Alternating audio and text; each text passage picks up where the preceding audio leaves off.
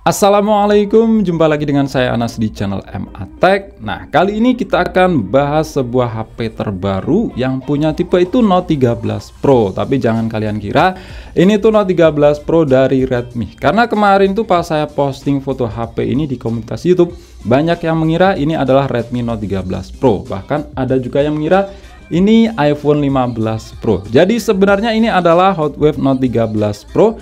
Harga HP ini di luar sana kalau dirupiahkan itu sekitar 1,5 jutaan. Tapi itu harga khusus tanggal 16 Oktober sampai tanggal 20 Oktober. Dan kalau kalian pengen tahu gimana caranya impor, terus pajak dan emailnya gimana, kalian bisa cek videonya yang linknya sudah saya taruh di pojok kanan atas. Oke, untuk tampilan boxnya seperti ini, warna merah. Ini simple banget, hanya ada tulisan Note Hot Wave Note 13 Pro. Kemudian untuk spesifikasinya ya di sini polosan aja ya. Spesifikasinya ada di bagian sini. Nah, ini versi RAM 8 GB, storage-nya termasuk gede di harganya yaitu 256 GB. Untuk warna yang saya punya ini adalah violet. Yuk lanjut kita buka. Nah, di dalamnya yang pertama ini ada sebuah kotak, kira-kira isinya apa? Oh, di sini tuh dapat yang namanya tempered glass. Ini tempered glass ya, berbahan dari kaca, bukan berbahan dari plastik. Mantap. Kemudian ini ada tisu kelengkapan dari tempered glassnya. Kemudian di sini ada case ya, warnanya itu transparan. Ini silikon. Terus ini dia si HP-nya. Oke, kita taruh dulu. Lanjut di sini ada buku manual yang di sini tuh lumayan tebal. Terus ada kabel USB. Wow, mantap. Di sini udah bertipe Type C to Type C, bukan Type A to Type C lagi. Terus ada kepala charger yang punya output maksimal 12 volt 1,67 ampere atau 20 watt. Dan terakhir ini ada SIM tray ejector yang bentuknya itu seperti ini. Oke, kita rapiin dulu. Dan kita lihat di HP-nya. Nah, di bagian depan ini masih ada plastik yang menempel ya. Kita lepas aja. Asik. Bagian belakang ini masih ada stiker IMEI juga, kita lepas. Mantap.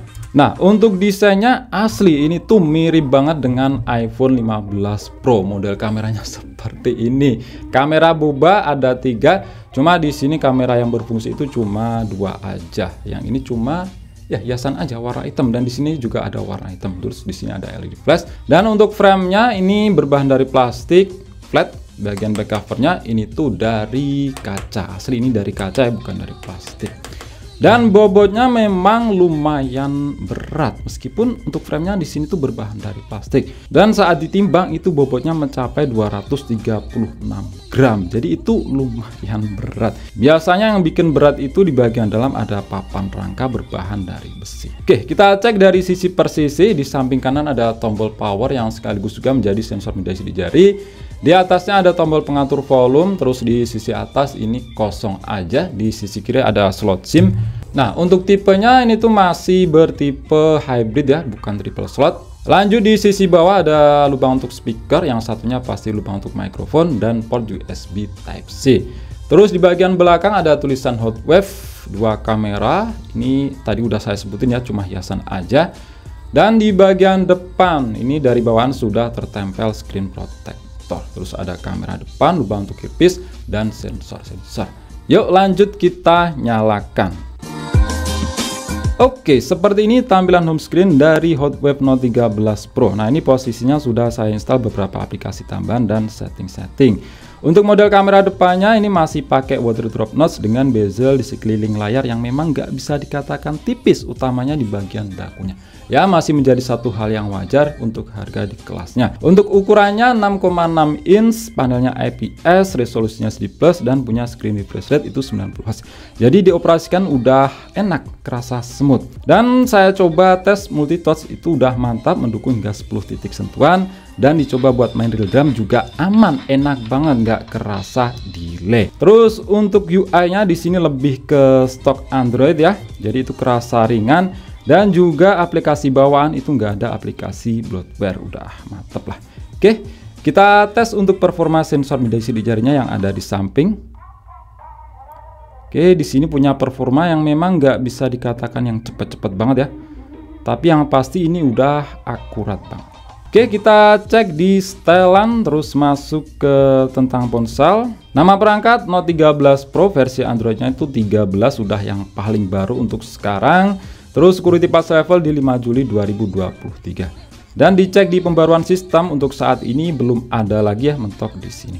Dan di bawah ini ada beberapa keterangan spesifikasi yang lebih lengkap. Nah, lucunya di beberapa HP yang menggunakan prosesor UniSoC, translate dari RAM itu menjadi domba jantan. Memang nggak salah sih. Tapi RAM di sebuah smartphone itu kan kepanjangan dari Random Access Memory. Itu huruf gede semua. Sedangkan RAM yang arti domba jantan itu hurufnya kecil. Dulu itu pertama nemu di seri Meizu, tapi lupa itu serinya berapa. Nah, untuk fitur jelas di sini udah ada NFC ya, mantap. Oke, ini dia NFC. Terus untuk pengaturan layar, nah di sini ada kecerahan otomatis dan juga untuk kontras warna ini bisa kita sesuaikan. Ya, tinggal sesuaikan dengan selera mata kalian. Nah, seperti biasa di sini tuh ada yang namanya fitur virtual RAM yang bisa ditambah itu sampai ini melebihi RAM aslinya. Sampai 12 GB, jadi totalnya itu 8 plus 12, 20 GB. Tapi berkali-kali saya bilang fitur kayak gini tuh menurut saya cuma gimmick aja, nggak begitu pengaruh ke performa. Terus untuk storage-nya itu gede 256 GB dan udah bertipe UFS 2.2, udah mantap dan udah kenceng. Nah, storage test di Antutu Benchmark di sini tuh dapat skor 45 ribuan. Speed bacanya itu mencapai 990-an Mbps, sedangkan untuk speed tulisnya itu 857 Mbps. Jadi udah termasuk kenceng. Dan ini tuh sangat pengaruh ya di bagian performa dibanding storage yang masih bertipe eMMC 5.1. Kemudian untuk dapur pacu di sini pakai prosesor UniSoC Tiger T606 octa-core 1,61 GHz. 12 nanometer fabrikasi dan GPU Mali G57MP1. Nah, seri prosesor ini juga digunakan di Itel S23.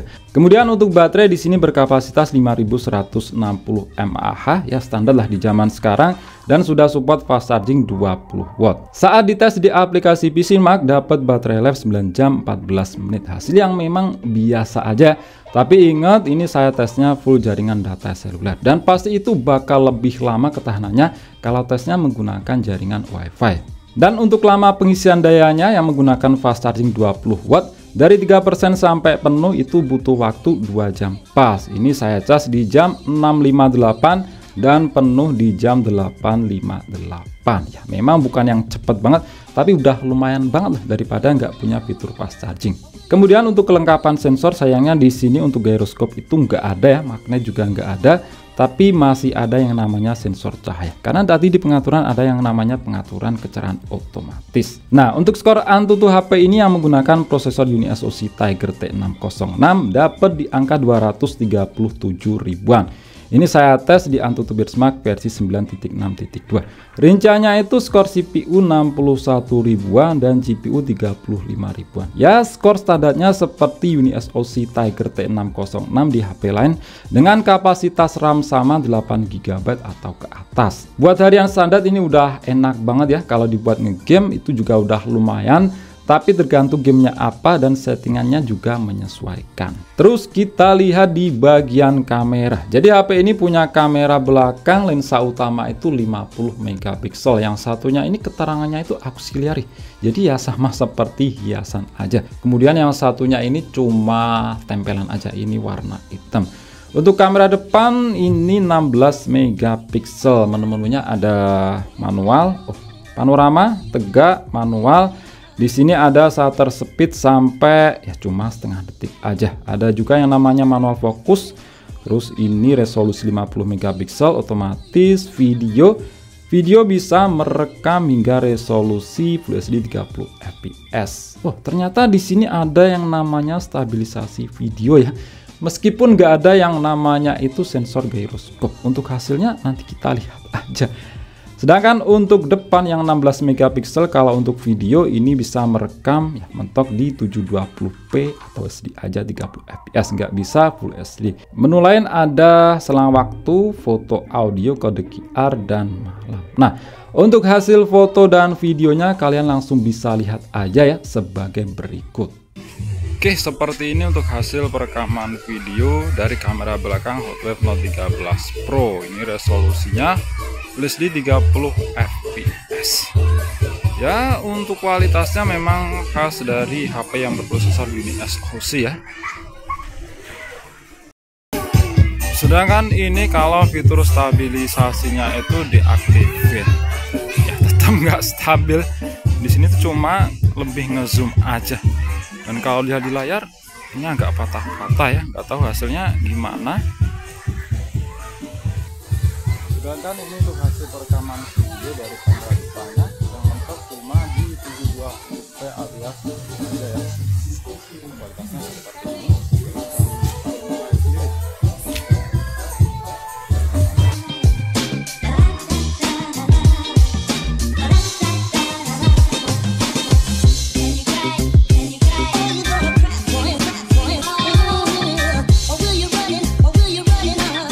Nah, di sini sempat juga ya saya tes untuk bermain game, itu ada 3, Mobile Legends, PUBG Mobile, dan juga Genshin Impact.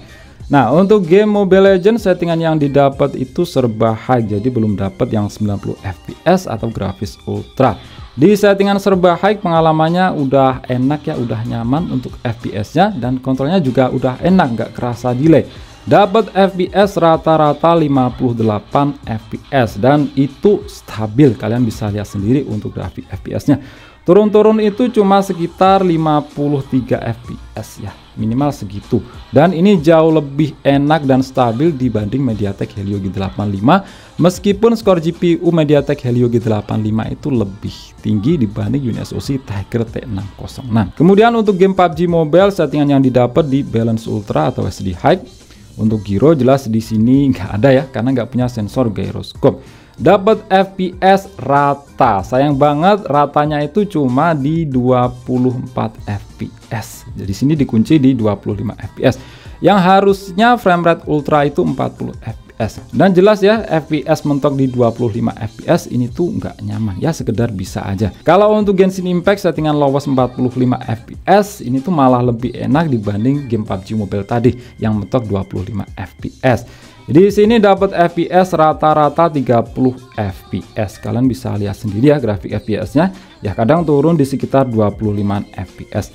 Pada intinya HP ini buat main game Genshin Impact itu masih playable. Meskipun kalau soal kenyamanan ini tuh menurut saya masih kurang nyaman. Ya setidaknya bisa lah. Kemudian kita coba tes ya untuk kualitas speaker HP ini yang punya satu speaker aja, belum dual speaker stereo.